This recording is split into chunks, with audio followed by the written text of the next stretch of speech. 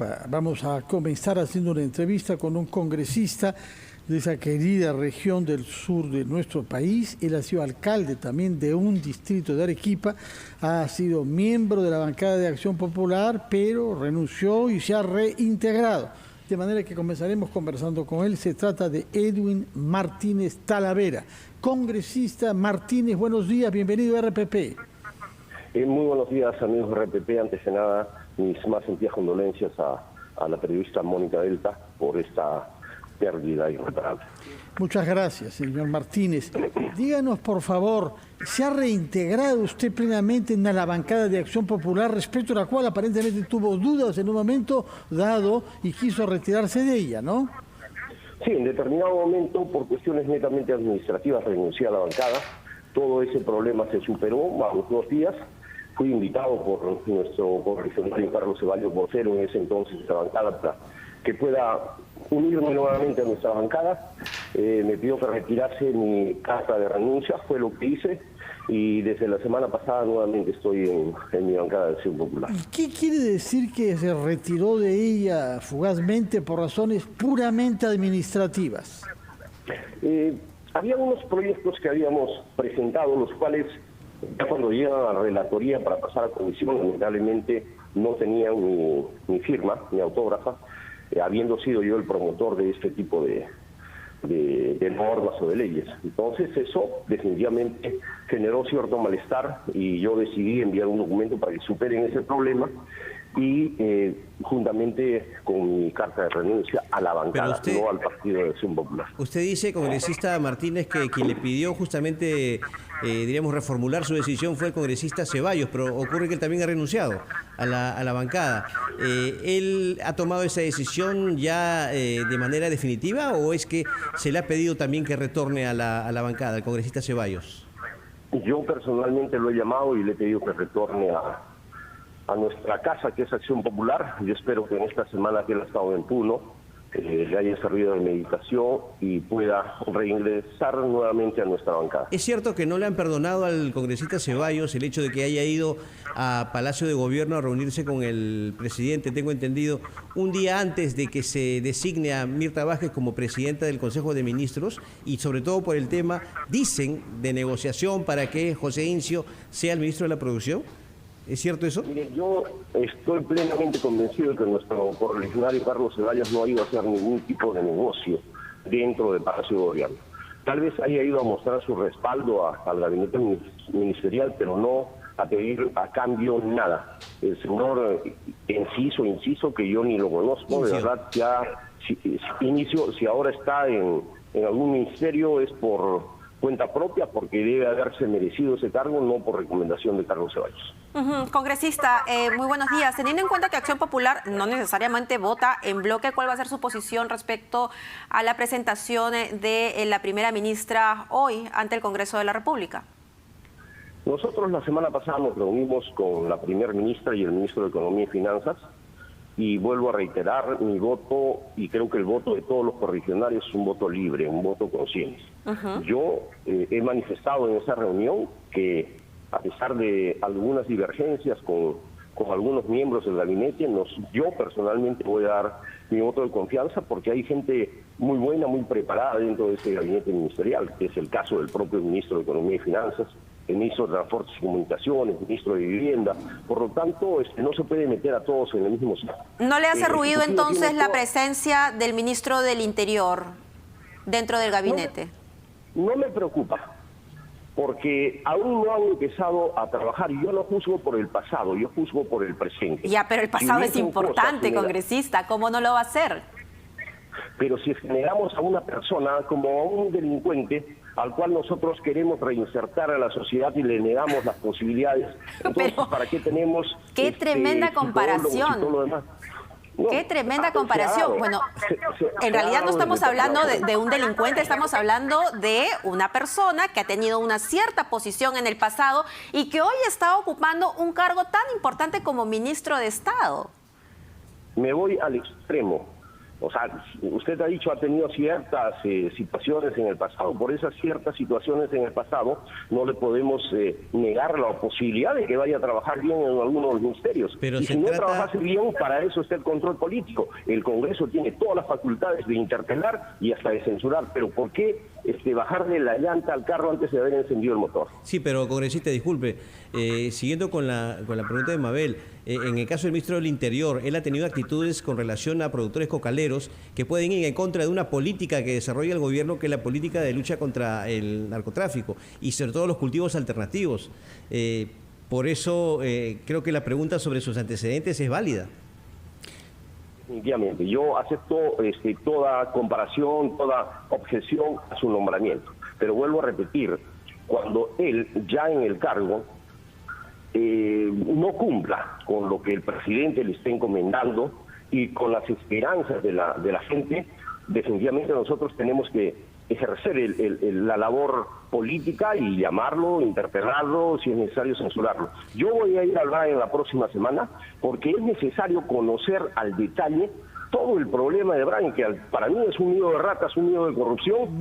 Nadie quiere luchar realmente contra el narcotráfico. De acuerdo. Permítame, por favor, que le solicite acompañarnos unos instantes para escuchar a los anunciantes. Luego volvemos a hablar de ese nido de ratas, como ha calificado usted la situación en el Brian, y nos dirá algo de Arequipa, donde hay un nido de algo también ahí, porque 20 autoridades regionales han recibido una orden de detención preliminar de la justicia. Quiero que nos hable de eso y de las consecuencias de estas detenciones para su región y para nuestro país. Pero vamos a una pausa y retomamos nuestra entrevista con el congresista de Acción Popular, Edwin Martínez.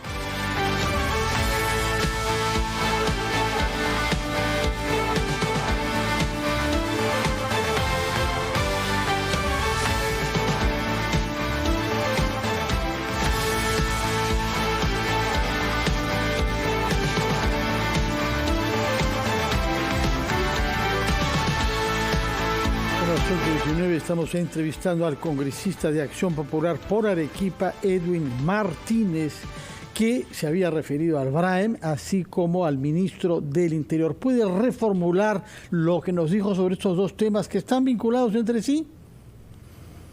Bueno, lo que yo dije claramente es que el ministro merece una oportunidad que no se le puede juzgar antes de tiempo. Y en el tema del BRAEM, vuelvo a repetir, para mí todo eso es un nido de ratas, porque es increíble que hasta el momento no se pueda solucionar el tema de BRAEM, que se construyan aeropuertos, que se siga talando los árboles, que siga el sembrío de coca, que haya narcoterrorismo, cuando tenemos Fuerzas Armadas, Fuerza Policial, Ministerio Público en ese sector. Es increíble que hasta el momento estas mafias sigan operando y no hayamos controlado el tema del BRAEM. De acuerdo, pero eso es un análisis bastante superficial, teniendo en cuenta la complejidad de la zona, ¿verdad? Ahora, trasladando un poco a lo que sucede en Arequipa, donde también hay muchísima corrupción, yo le quería preguntar, a ver, cuando los arequipeños votan por su representante, esperan que el representante que ocupa una curul en el Congreso pues vele por sus intereses. ¿Cómo es posible que hoy por hoy todos comenten que lo que hacía el gobernador Cáceres Llica ya se sabía, ya conocían cuál iba a ser el destino de este hombre, y que los representantes del Congreso, los representantes de Arequipa, no hayan podido hacer absolutamente nada? ¿Cómo, en retrospectiva, entonces, cómo ve usted qué es lo que el Congreso, el aparato del Estado puede hacer para fiscalizar a un gobernador regional? Mire, primero hay que entender algo. El gobierno regional hacía mucho tiempo ya había sido intervenido por la Contraloría General de la República, y es la Contraloría. El Congreso también tiene capacidad de fiscalizar, me parece que lo hemos perdido. Y aperturar procesos. Sí, lo escuchamos. Le explicaba que la Contraloría General de la República ya tenía pleno conocimiento de ello. Por lo tanto, es la Contraloría quien en su momento ya ejerció un acto de fiscalización.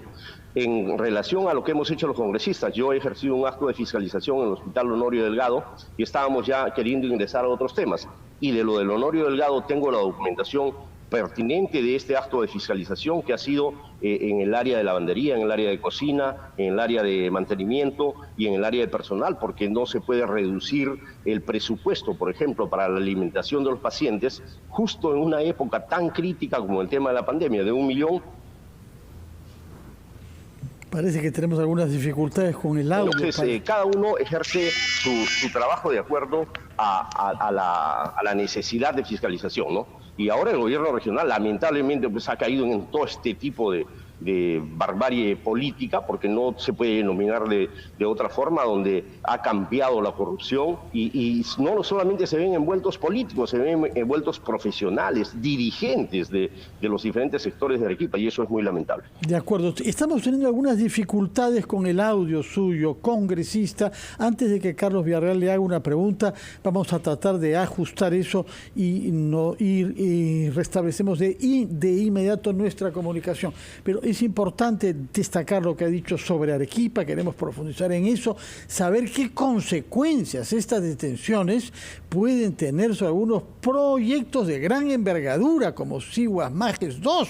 Se trata de decenas de miles de hectáreas que estaban listas para, digamos, ser recuperadas para la agricultura, cuando es detenido nada menos entre los 20 que tienen prisión preventiva el responsable de la autoridad autónoma de este proyecto junto al gerente regional, de manera que se trata de algo que puede tener un impacto sumamente negativo sobre el empleo en Arequipa. Quizá en cuanto recuperemos el audio, que nos lo dirán nuestros colegas de la producción, podremos hablar de eso. Pero otros temas pendientes, quería preguntarle, compañeros, mencionó en la lista de los buenos ministros al ministro de Transportes y Comunicaciones. Y eso es novedoso. Es la primera vez que sabemos que alguien considera tan positivamente a ese ministro, que había anunciado hace pocos días una reingeniería del transporte público que supone la suspensión de la ATU y de Sutran. Pero en fin. Y recordemos también, Fernando, que en su momento tuvo algunas expresiones totalmente fuera de lugar con relación a la gestión y labor que debe cumplir el Canal del Estado, ¿no? Bueno, vamos a ver qué nos dice sobre eso, pero acabemos antes de hablar sobre el tema de Arequipa. Congresista, ¿nos escucha? Sí, mil gracias. Creo que el otro celular estaba un poco mal porque no escuchaba bien. De acuerdo. Queremos entonces que nos resuma lo que nos ha dicho hasta ahora sobre el ministro del Interior, sobre el BRAEM y sobre la corrupción en su región arequipeña. Bueno, al ministro del Interior, vuelvo a repetir, creo que hay que darle el voto de confianza, esperar cómo trabaja y en mérito a ello ya ver si se lo interpela o se lo censura. En el tema del BRAEM es parecido al tema de Arequipa, claro que con mucha diferencia, porque en el BRAEM hay narcotráfico, hay cocaleros, hay gente que está talando los árboles, depredando el medio ambiente, y en Arequipa lamentablemente la corrupción ha llegado, creo que a las más altas esferas y a los que menos se esperaba, porque también hay involucrados dirigentes de los pueblos, y eso es lo más lamentable.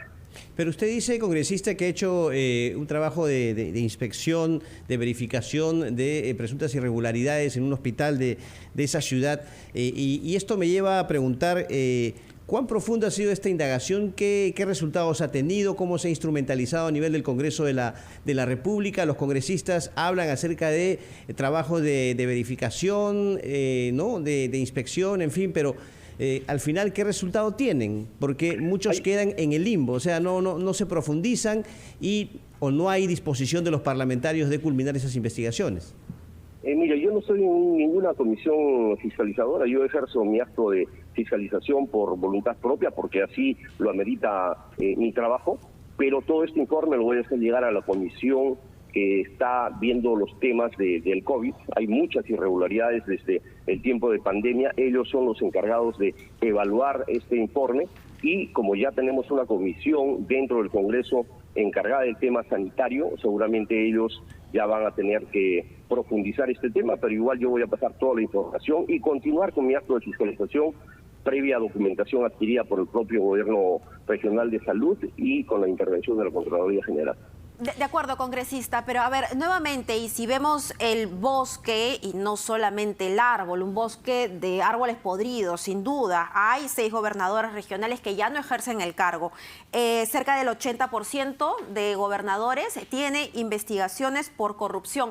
¿Qué es lo que puede hacer el Congreso por sus representados? Usted, lamentablemente se ha pedido mucho y se ha trabajado mucho el tema de la descentralización, pero pareciera que se está descentralizando la corrupción, más no la obra pública. Y lo que espera la sociedad de nosotros, de los representantes de cada uno de los sectores del Perú, es que sus autoridades cumplan con ese rol fundamental que es mejorar la calidad de vida de cada uno de los ciudadanos. Los gobiernos locales, los gobiernos provinciales y los gobiernos regionales lamentablemente no están cumpliendo con esa función adecuadamente, velando por los intereses de la ciudadanía. Por lo tanto, se tienen que generar normas que sancionen los actos de corrupción, pero no solamente en los gobiernos regionales y locales, sino también en el propio Congreso de la República y desde el Ejecutivo. Hay que de una vez cortar ese cordón umbilical que une a muchas autoridades con la corrupción. Sí, congresista, por otra parte, usted al inicio de esta entrevista mencionó entre los ministros que estaban haciendo un buen trabajo junto al ministro de Economía, al de Transportes y Comunicaciones, pero sobre él hay muchas dudas por la actividad profesional que ejerció antes de ser ministro, que lo llevó a acumular multas de tránsito que no ha pagado, y es el responsable ahora de que todo el mundo pague multas de tránsito. Y ese señor nos ha anunciado la semana pasada una reingeniería del transporte público que comienza con la desactivación de la ATU y de la SUTRAN. Como usted sabe, pesan dudas sobre su actitud previa de defensa de las combis ilegales y los colectiveros ilegales, lo que significaría en la práctica la muerte de la tímida reforma de transporte que hemos iniciado. ¿Qué le ha encontrado usted de bueno para que su caso sea uno de los que lo inspira a votar a favor de la confianza en este gabinete? Creo yo la apertura a querer trabajar con los gobiernos regionales. La obra pública no solamente debe estar en ciertos sectores del país. En el sur normalmente no ha llegado mucho a la obra pública.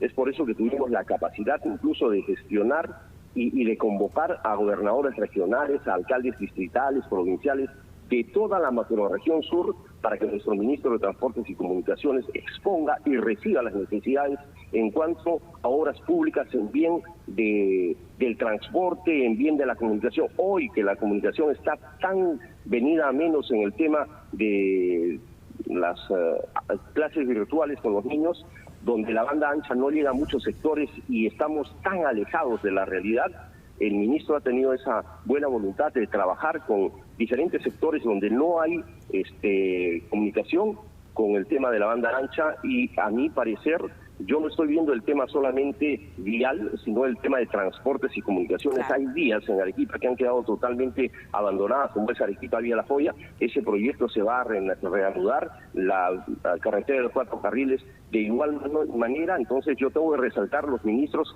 que de alguna u otra forma están mirando hacia el sur y están trabajando por la macrorregión sur de Arequipa. Al igual, vuelvo a repetir que el ministro de Vivienda, que la semana pasada inauguraba una obra de 190 millones en la región de Arequipa. Congresista Martínez, permítame tocar otro tema ya para terminar, muy concreto. ¿Qué opina sobre la elección de el nuevo secretario general del Partido de Acción Popular, Edmundo del Águila? Edmundo del Águila Medrano, si no me equivoco, o Morote, es su segundo apellido, pero él ha sido elegido justamente a pesar de que algunos dirigentes habían denunciado supuestas irregularidades en esta elección. Mientras esas irregularidades no se formalicen realmente y no se haya encontrado el meollo del asunto, queda en presuntas irregularidades. Yo una sola vez he conocido al señor Edmundo del Águila papá, entonces creo que él tiene el lineamiento profundo de Fernando Belaúnde Terry y podría ser una buena alternativa para recuperar la imagen, sobre todo, y la semblanza de honestidad, de trabajo, de cooperación popular, como lo tenía nuestro presidente Fernando Belaúnde Terry. Bueno, tomamos nota entonces de que se trata solamente de presuntas irregularidades, pese a que han sido denunciadas porque se creía ganador señor Julio Chávez, como secretario nacional de Acción Popular. Muchas gracias, congresista Martínez Talavera. Recuerdo que usted es representante de Arequipa y ha tratado de explicarnos lo que pasa en su región y en su partido, y lo que pasará hoy en el Congreso con el voto de confianza. Vamos a oír los titulares de la media hora y retomamos nuestro programa de ampliación de noticias.